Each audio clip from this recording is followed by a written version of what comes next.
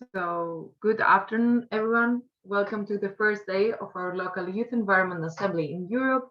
And we're very glad to have you here with us and share this recording with you. My name is Agnes. I'm the policy coordinator on the environmental law project at YE, and I will be the moderator for the day. The main aim of this event is general to empower youth in understanding the correlation between European and UN level and what are the current environmental topics on the global agenda. In the first session, we want to bring the United Nations environmental frameworks to our home, Europe. We will take this occasion not only to contextualize the role Europe plays within the UN, but also to discuss how youth can act in this context. Get to know the UN frameworks, the role we as young Europeans play, and also make the connection between environment and international relations.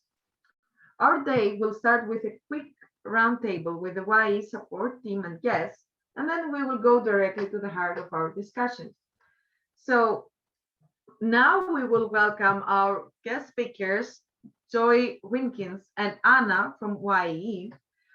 We have to say here that it's very interesting to have these two guest speakers as UNEA took place like in a hybrid form. So Joy was there in Nairobi and Anna participated in UNEA online. So we will see two different perspectives. So I'm welcoming here Joy. Hi, Joy. Hello, how are you? Fine, you. We're very happy to have you here and to share your experience with us. Thank you very much. It's a pleasure to be here. Can you introduce yourself? Were you, which organization you were representing, UNEA? Yeah, of course. Hi, everybody. My name is Joe Wilkins from the UK, specifically from Wales. My day job is that I work for an organization called Reserve of the Youth Land Trust, which is an organization working to empower young people to make a measurable difference to conservation. So last year, we created the world's first fully youth-funded nature reserve in Ecuador, which was fundraised and funded by people under the age of 26. But very grateful to YEE for sponsoring me to go to UNEA. Obviously, it's a very complex process with accreditation, which I'm sure we'll have a chance to discuss later on, but very grateful to the support of YE for letting me go there and to help represent you guys on the ground as well. So really excited for this discussion and for the rest of the session today. Thank you so much for that very impressive background. And I'm sure that we will have a lot to discuss. And let's meet Anna from YE. Hi, everyone. Very glad to be here. I am Anna, I'm 25, I come from Italy, and I am a volunteer at Youth and Environment Europe. I am a liaison officer, and my portfolio focuses on oceans and the Arctic. But I've worked with the Youth and Environment Europe also on climate change.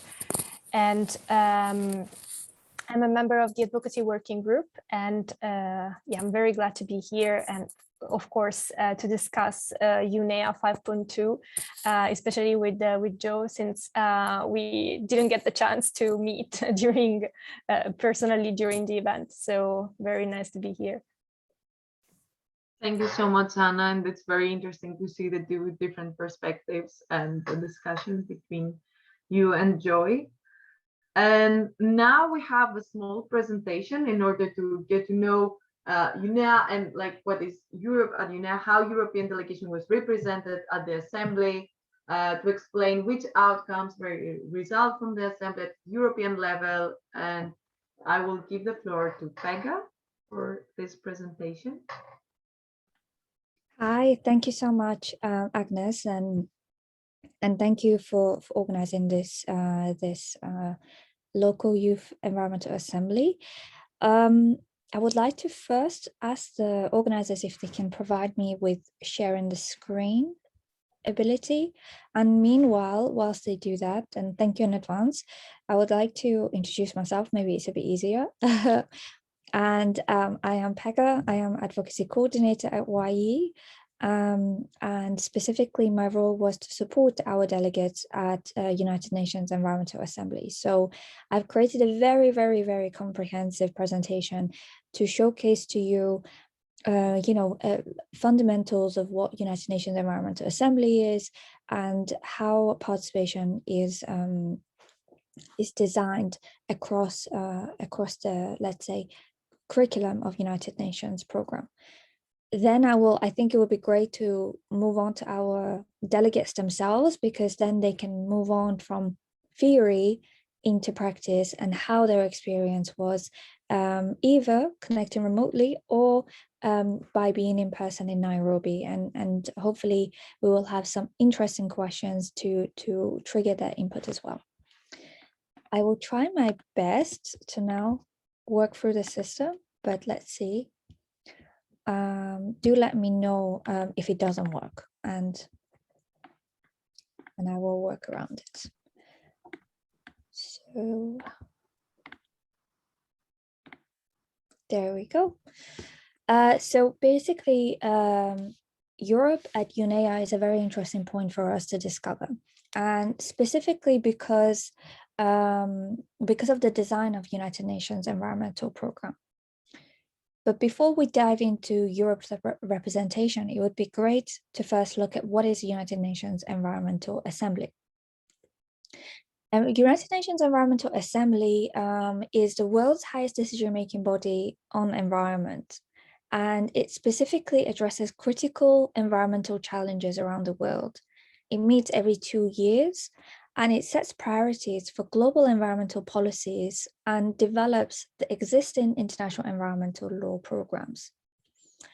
But I made a mistake here. It's composed of decision makers across the world, but also observers such as civil societies like Europe, like YE. And also it's composed of United Nations bodies and also observer organizations and institutions such as European Union. It was only established very recently, actually, so I would say around 10 years ago, and it happened during Rio Plus 20. What is Rio Plus 20? Rio Plus 20 is 20 years since Rio Declaration or Rio Framework. And during the 20th anniversary of Rio, the decision makers, so parties to Rio, which is only member states, decided that they actually want to have a framework around environment and decided that they would like to create environmental assembly. However, the idea of environmental assembly was not a new phenomenon. It was first addressed on the Stockholm Declaration back in 1972. But as you can see from here, it took many years of negotiations until it was brought into reality. But what's really important is to look at the overall aim of United Nations Environmental Assembly. And that is that what the drafters of United Nations Environmental Assembly thought is that there is a missing piece when we are looking at the United Nations and global framework around peace and security or around international cooperation, and that is environment. There was a lack of forum or a dedicated place where decisions could be made every 2 years, and where all decision makers would come into together and decide on what is going to happen within short, medium, but also long term when it comes to environment across the world. But what's really interesting is to look at participation at United Nations Environmental Assembly. If you are familiar with United Nations, you know that there is a General Assembly every year, every September, that happens in New York. Well, think of United Nations Environmental Assembly to be the same way, because the overall goal of United Nations Environmental Assembly is to create a forum for decision makers to come together and discuss environmental issues, and also to see what scale they can develop this work and provide solutions.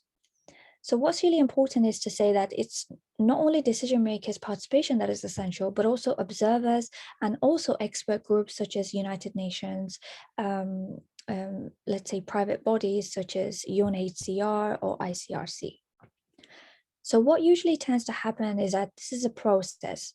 Before United Nations, what tends to happen is that there will be working groups, and also there will be subsidiary bodies where they will start preparing documents and agenda for United Nations Environmental Assembly. This also includes major groups, and the major group that is particularly in charge of United Nations Environmental Assembly is Children and Women's Major Group, which I will discuss soon.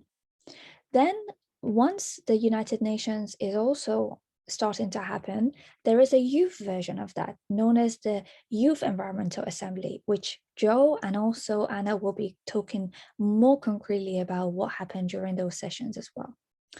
And then during UNEA, there will be discussions on making first discussions during the working groups which happened before to validate those decisions, and lastly, to decide and also negotiate on things that they couldn't reach a consensus on in the before stage. So it's a very, very important process. And after UNEA, they will be using the 2 years to implement this program. But then participation at UNEA for us as young people is important in these scales. First, we have the possibility to be part of the working groups and negotiation discussions in the before stage with the children and women's major group known as MGCY. But also we are able to participate at the Youth Environmental Assembly, as Joe and Anna have done. And third is the local youth assembly, this exact event that you are listening to. And third is to discuss and also write to our member states before the event to make sure that we also lobby them, our demands as well. I'm going to stop here because to me, I think now it will be really important to ask our delegates on how their experience was at the Youth Environmental Assembly and UNEA at large. So I'm going to give you the floor back, but if at any moment you would like my intervention on specificities of the theory part, I'll be more than happy to elaborate. Back to you. Thank you so much, Becca, for this very interesting presentation. I think now that it's a bit more clear what UNEA is, and now from the theory I think that it's time to go to practice and see how things were actually there. So I would like to give the floor to Joy, and I would like to ask Joy, like from your experience at UNEA, how do you feel that youth would be able to participate and be actively heard in the meetings? What was your experience? Thank you. I'll caveat that this was my first experience of a proper United Nations sort of event. I've sort of followed them with interest from a young age because I've always sort of been interested in, the sort of governance side of things. But I'm an ecologist by training, so very much my focus is on the sort of science. So this was my first sort of dip into the United Nations world, and it was a roller coaster. Let's say it was interesting. There were times when I felt that young people were really valued. There were times when I felt that youth voices were treated as a nuisance, and there were sort of times when they were indifferent. There wasn't particularly for or against. They were just sort of, well, young people are there. But I think the what I would say from my experience was being in the group with the Children and Youth Major Group was an interesting phenomenon, because you had all these different people from around the world coming together as sort of one collective, whilst we were all there, with our own sort of goals and regional priorities or personal priorities, being there collaborating with, for us it was 40 other youth delegates on the ground, but there was also people joining through Zoom, there's people joining through text messages, whatever. Just feeling that sort of surge was a really powerful feeling. So that's what I really would recommend. And I think it goes back to what we all sort of push for, is that network and community side of things. I think, although at times it may be frustrating, I think that's where young people can have most impact. And when it comes to stakeholders, it's quite difficult because you're not given that much opportunity to intervene. Really, you have to wait for member states to finish. You then, like, by that point, lots of people have left the room. So it's really important that I think young people recognize the importance of the before aspect that I think Pega was talking about. The during is great. It's a great chance to network, but as a civil society, our chances to intervene are limited. So it's really important that we put in the legwork beforehand. Reach out to your member states so that when they go to the table, they have young people's viewpoints in mind. If you can go with like another team, so I'm from the UK, if I can form like a little team from the UK, talk to our minister, maybe hand him some concrete asks that we would like, he might not put them across, but at least they're on the back of his mind. And, it's feeding into those working groups. It's feeding into all the sort of discussions. If a survey gets sent out, fill it in, do it if whatever gets sent out. It's not as glamorous as the being there in person with your suits and with your little name badge, but it's probably the place that I think you can have genuinely the most impact on the negotiations themselves. Whilst you're there in person, it's all side events, it's all running around, so it's more photo ops. But I think in terms of concrete negotiation action, it's got to be done in that before period is when you can really dig in and make a change. But yeah, that's from my experience. I'm sure others have different experiences. That's very interesting because it was exactly the next question that I was thinking of asking. Like, what do you think that it's the most impactful procedure? How to be engaged? So it's very wonderful to see that it's like the prior before the event that you can actually make the change, even though it's not the most fancy part, rather than being there. Of course, it's a great opportunity for networking, but I would like also Anna to see her perspective for being remote. So what was the engagement? Did you feel that you could have an impact? Was there any chance to do that? Thanks, Agnes. And I think that I will take some. I have to agree first of all with what Joe says regarding the fact that stakeholders and youth, especially, we have to work a lot kind of in the background before, and then that's why sometimes you feel frustrated because you don't see the result, the outcome of your work,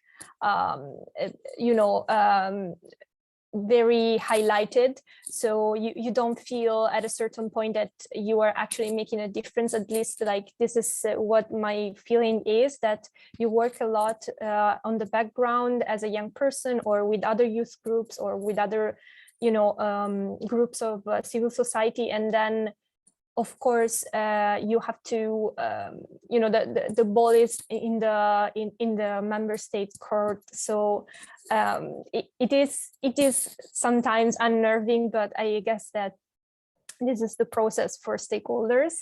At the same time, I have to admit that I'm glad that Joe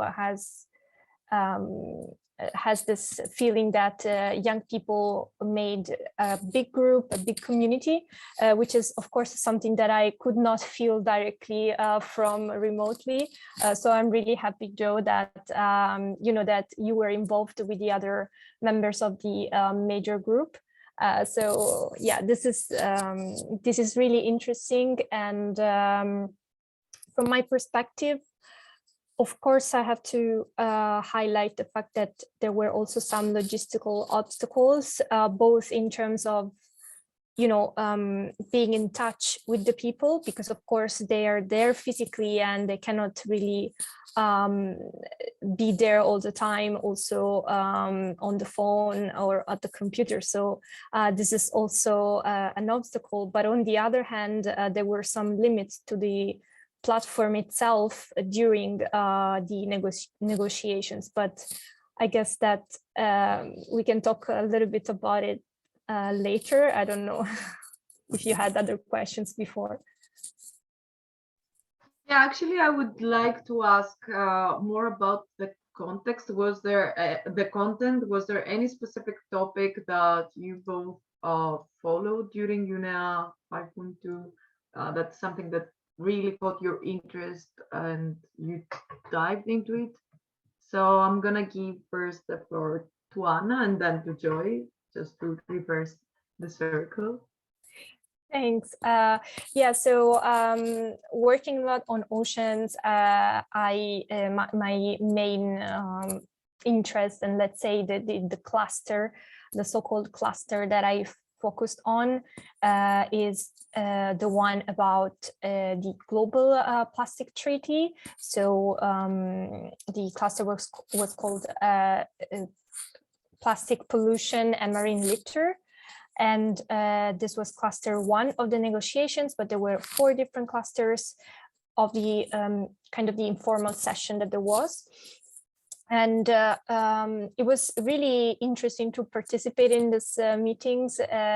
Like I said before, there were some first problems with the platforms, but it was really interesting to look at the detail of every word, every sentence that was negotiated in the treaty. It was a really interesting experience. Also to see how the members of these negotiations are, relating to each other and reacting to each other. So it was really interesting from my perspective, even though, of course, I couldn't be physically there. And I guess that if you were physically there, then you would notice a lot of other things that were going on in the room. So I'm really eager to hear from Joe. Thank you so much, Anna. So now we would like to see the perspective that Joy has on this issue. Yeah, well, just like Anna, my personal interests lie in the ocean, mainly because I live in a very coastal area. So for me, anything that has even a hint of ocean or marine aspect is where I devote most of my time. So I too focused on cluster 1 of the negotiations, looking at the plastic pollution sort of resolutions. And I think what really piqued my interest was the fact that there was the potential for a legally binding, or to start the negotiations towards a legally binding treaty. And I think that was what, as well as just being plastic pollution in terms of content, but if that resolution was agreed, where it could lead to was also fascinating to me, because I was like, this could be a sort of Minamata treaty for plastics and really tackling them. So it was interesting. And as Anna mentioned, following, line by line, word by word, I've never seen, at times it was frustrating when the difference, when they were arguing for about 10 minutes on should they use shall or should. But then when you take a minute to think about it, the use of words or shall or should, it's a big difference between sort of, is it essential that they do it, or should they consider doing it? And then when you think about it, it's actually that's quite a big difference. So in the moment when I was sat there in the room, I was like, oh, please make a decision. Why do we need to talk about verb tenses so much? But, now I've had a chance to sort of look back, you think it is actually quite a big difference in what the text means. Being there in person, you noticed some very obvious, and I think Anna, you probably noticed it from afar as well, very obvious alliances forming between member states and between specific groups. And again, going back to a very stakeholder point of view, when I was there, I helped draft the youth intervention on this discussion. The chair gave the youth the floor, and then a specific member state came in and said, I don't think it's right that civil society are given the floor right now, meaning that he thought that we should wait till the very end of the negotiations and not be allowed to really feed in here. So that, again, that goes back to that whole thing of sometimes stakeholders are welcome, sometimes they're not. But yeah, in terms of content, cluster 1 was where I was at. We had some great team members following all the others. But yeah, the fact that it has now started the journey to a legally binding treaty, I find hopeful and fascinating. Maybe it's not as fast as I would like it to happen, but it's in international governance, it's pretty speedy, really. Yeah, if I can take the floor, I completely agree with you, and I think that especially when you are aware and when all of the delegations are aware that potentially this could be a legally binding instrument, then of course they are even more careful about every single word that they put in the text, because this could be very a game changer. And I think that one of the reasons why there were like this very clear alliances was the fact that the drafting of the text itself started from two different proposals, right, Joe? So and they had quite different elements that were distinguishing them. Sorry, we end up talking a lot about the Global Plastics Treaty, but I guess that for us, following the cluster one, I think that it was the biggest satisfaction from UNEA 5.2. So we can say for ourselves that we are quite satisfied.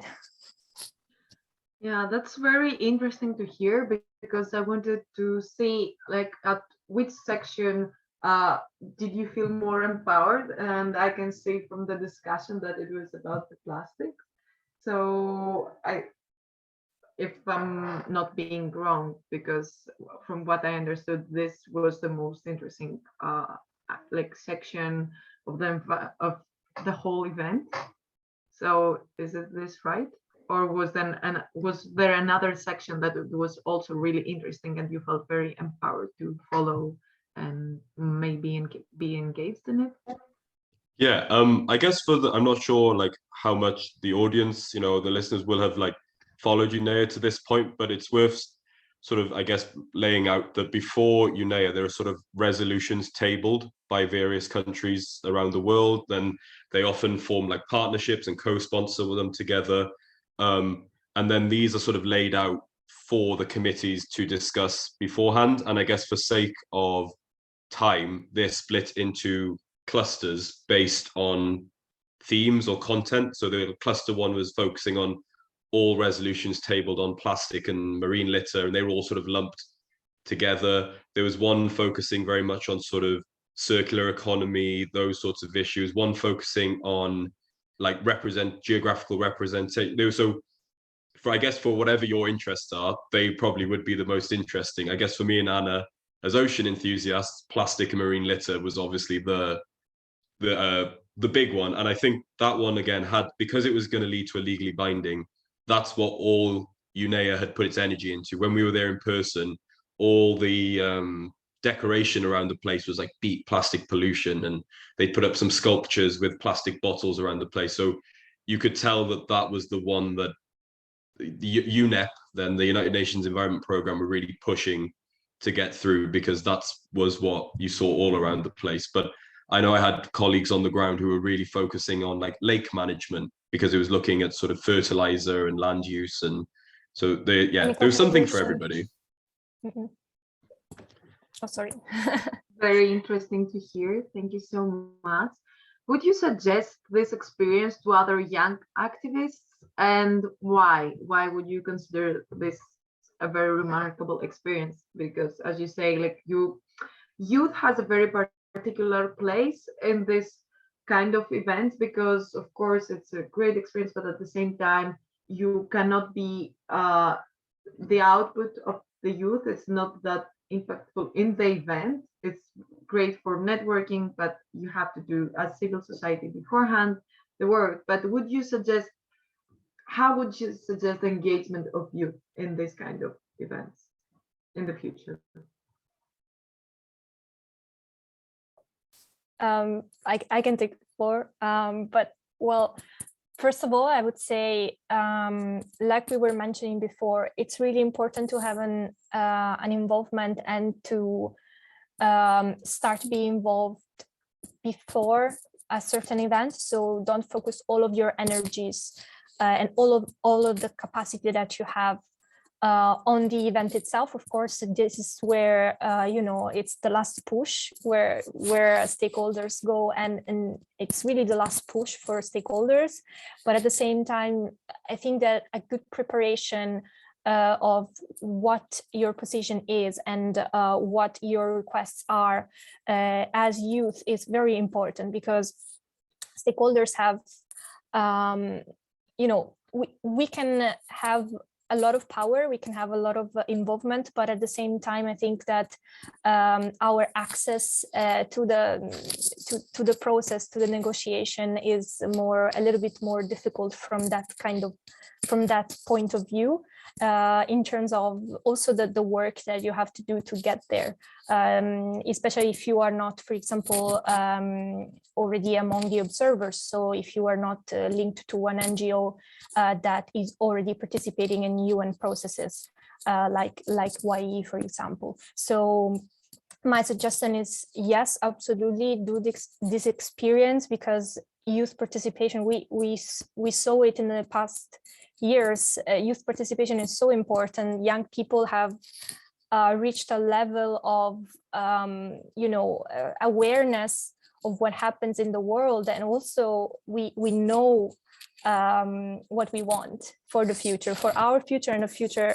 generations. So I think it's very important to participate, but also we have to keep in mind that we have to prepare a lot beforehand. So just join the local NGO, do a little bit of research on who can sponsor you, for example, and participate as much as you can.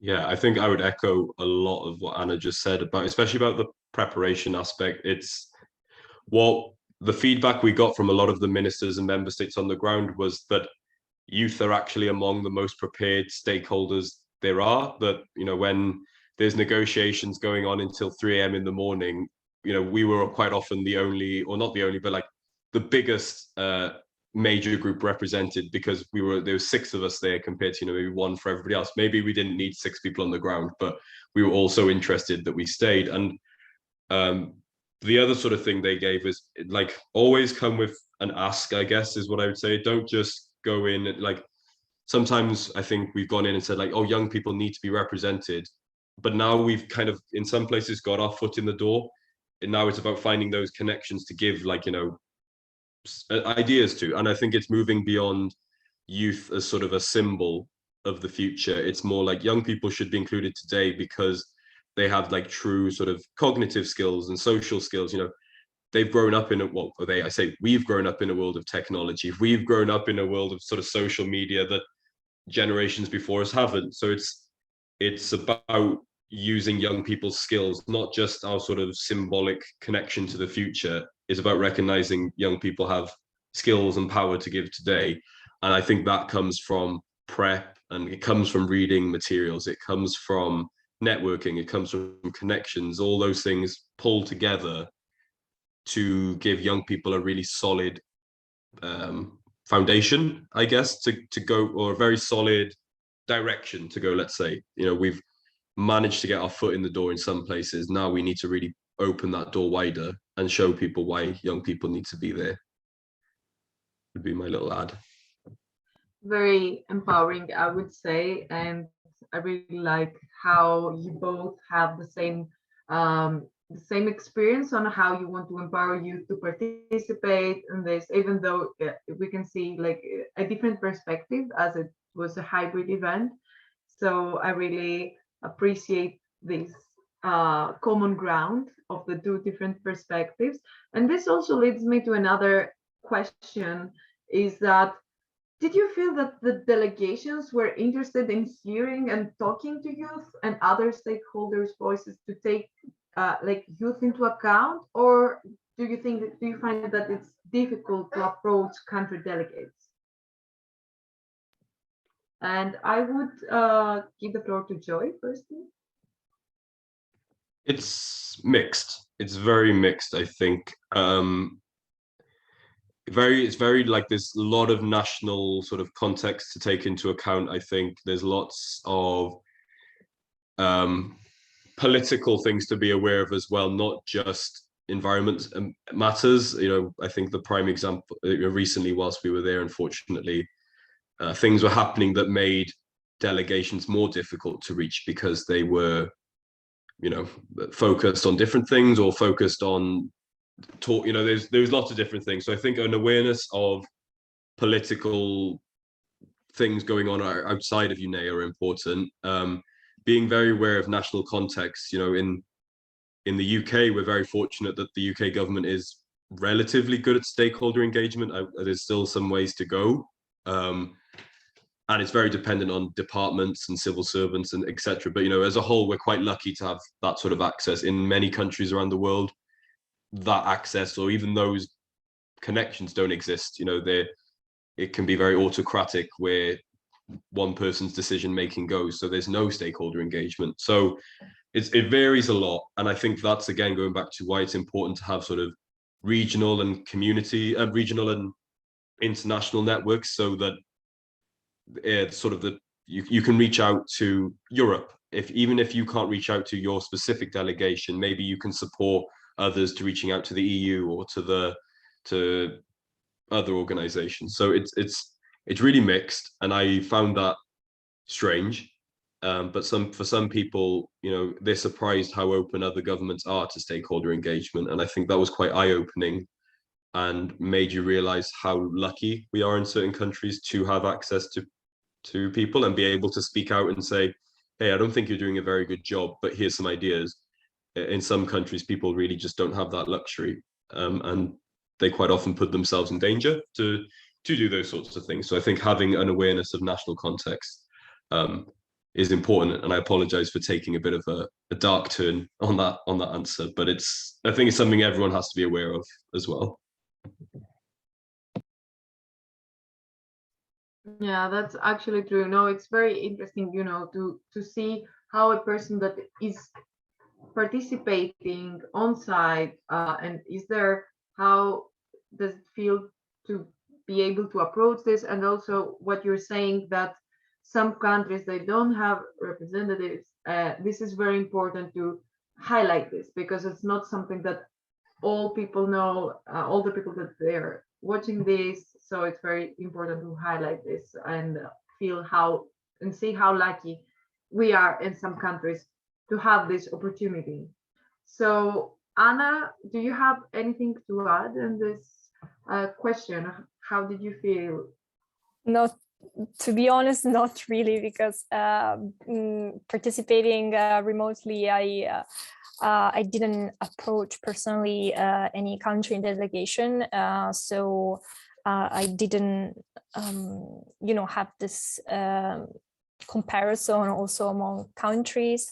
And as I said, the work that as a young person, you should focus more maybe on approaching your representatives before and during. Of course, it's also very important, but of course, if you're participating, if you're physically there, then there are more chances, between one side event and one session of the negotiation, also speak or find someone or recognize someone, and then just try to reach out to them.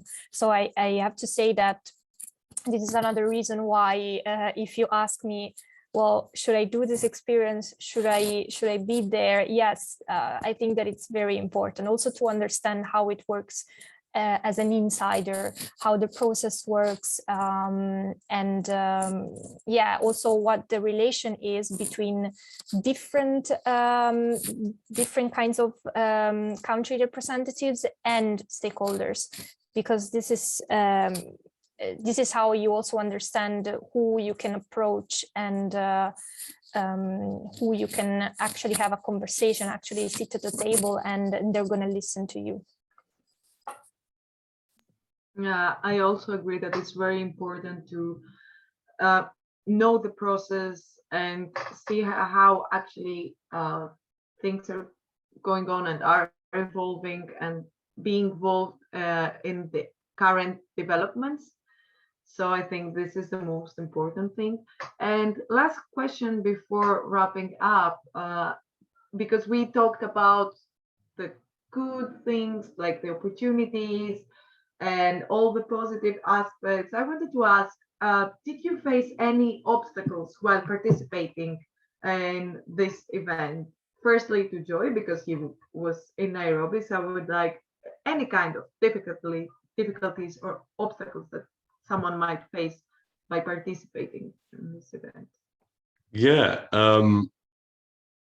There was a few. There was quite a few significant barriers, and I think Anna will also cover some of, because especially the Youth Environment Assembly was working in a hybrid manner. It wasn't just difficult for those joining virtually to join. Those on the ground. It was hybrid. I think comes with a lot of issues that we haven't quite mastered yet, and I think Anna can probably talk more about that and how it impacts virtual participation. But on the ground as well, that was a challenge, especially for the session leaders, because you're trying to make sure that each group is given equal sort of experience, but sometimes that means like different experience, different sort of channels. And we're learning. This is, I think, now that we've moved from fully virtual to sort of hybrid, we're learning again how to make things hybrid, but it's difficult. But I guess for like in-person participation, the most difficult thing is the first step was the sort of accreditation. I think a lot of people don't realize how the process of your organization becoming sort of accredited, and then you have to nominate representatives and they have to be sponsored. And again, I'm very grateful to YE for supporting me on that. And there was a couple of frantic emails with Pega and Teresa from UNEP being like, oh, we need help. And I don't think that's something that people don't realize is it's not a case of just turning up at the door, or, even if you're invited, you need to be accredited and those sorts of things. And then the other ones, I guess, were just things of like protocol that you need to learn, like that. It's not very, something that I would like to do carrying forward from this experience is to really sort of capacity build in young people who aren't involved in governance day to day or aren't that interested in governance, but it affects them. So from my standpoint, that would be sort of talking to conservationists about, well, what do these negotiations mean? How do they impact, research funding? How do they impact those? And I think young people who are interested in governance know, but I think as part of our wider mission for youth empowerment, like I didn't know all this stuff. And I think we need to look at how we disseminate that information to people outside of governance and policy fields. How do we talk to people in finance? How do we talk to young people in geography? All these that may not know those things. Because it was a steep learning curve for me, turning up what felt like on the door, just sort of being like, I have no idea what's going on. I don't know what a cluster is. I don't know what OECPR. I don't know what, like those sorts of things that like some of the governance students were like, yeah, I know this completely. And luckily they take you under their wing. But it would be so nice to get that information out to all young people so that all youth can contribute and feel empowered in these spaces. But yeah, I think that's a big mission. And hopefully maybe there'll be a network of organizations looking to do that in the future. But knowledge was a big barrier for me. Just like, oh, wow, this is huge. Where do I go from here? It is very good to know where the gaps are and what are the obstacles and the challenges, and especially for young activists, for youth organizations, and for NGOs in general, in order to fill the gaps and prepare people to be more well prepared to participate in this kind of events, in order to find themselves ready to engage, to be more engaged. Anna, do you have any comments, any last comments on this topic? I mean, I agree 100%. I agree with Joe, but I just wanted to, Joe, I just want to assure you that even as a politics student and governance student, when you go there for the first time, you're completely overwhelmed. Anyways. It was crazy. It was amazing, but it was also, I think also something I would say is young people, if you're getting involved in the space, is to be aware of how tiring and overwhelming it can be at times, especially when you're dealing with ministers and heads of state, and it's a lot. But yeah, I'm glad to hear you also find it stressful, because I thought maybe it was just me. No, I mean your energies are really drained from that kind of experience, and also I think you've done a great job. If as a person who is not who did not have that kind of expertise or that kind of academic background before, I think that it's really great that you went there. And as you just said, it's very interesting to hear your perspective, because you're kind of a point of connection between the governance element of youth networks and the researchers on the ground. So it's really interesting to hear from your experience, and you know, I will be also following your path if you will decide with your organization to have this kind of conversations, because I really think it's important. And as you say, everyone should have access to what is happening inside the negotiating rooms, and to be able to read and interpret and understand the outcomes of those processes. So yeah, I'm really happy that we had this conversation. And of course, yeah, in terms of the limits, the physical limits for my participation to UNEA, of course, I mentioned before the platform, the platform that was established to allow people to join the room from remotely. The platform was working, but there was a problem at a certain point with the microphones in the room itself. So basically what I observed was this lack of communication, or basically there was no interface between the people that were participating from remotely and the people that were in the room. So that was quite frustrating. And in cluster 1, I think in the first day of the OECPR, they had to adjourn the meeting, for example. So that was a big limit, a big logistical, physical limit for the platform. Thank you, both of you, for this amazing discussion, showcasing the positives and the negatives of the participation, not the negatives exactly, but the obstacles and the challenges that someone may face. And it's very interesting to see both sides, as we live in an era of a hybrid situation. So it's very interesting to see both parts. So now I'm gonna give the floor to Pega to explain the next steps of this workshop. And thank you so much, both of you, for being here and sharing your experience. Thank you. Thank you. Thanks for having me. No, likewise. Thank you both for being available, because without you, I think the first day of this local youth environmental assembly would have not made sense.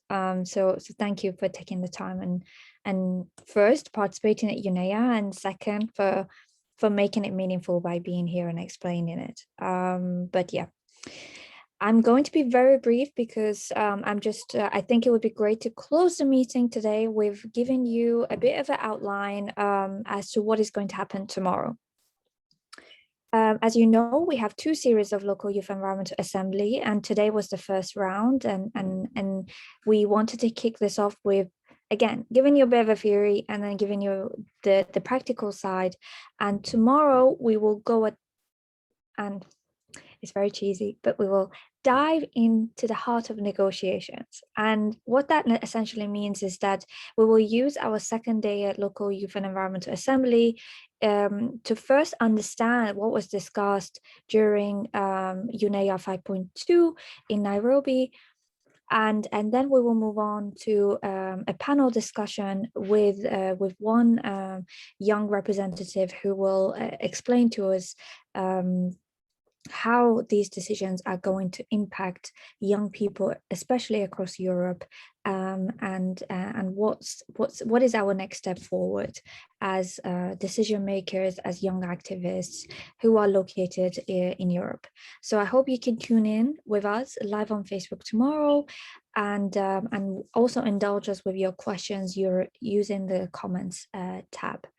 And yeah, we will have 2 guest speakers, so please tune in, and we are very excited as well. Back to you, Agnes, for any closing remark that you might have.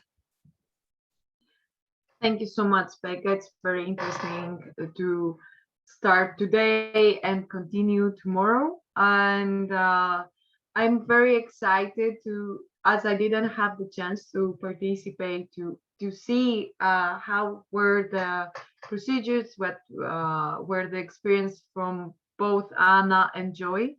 And I'm very glad that we're hosting this local youth environmental assembly, as I think it's very important for youth to be engaged and to get to know about these processes, and to see that it's very possible to be part of these procedures, and to be actually to create an impact on this. So thank you so much.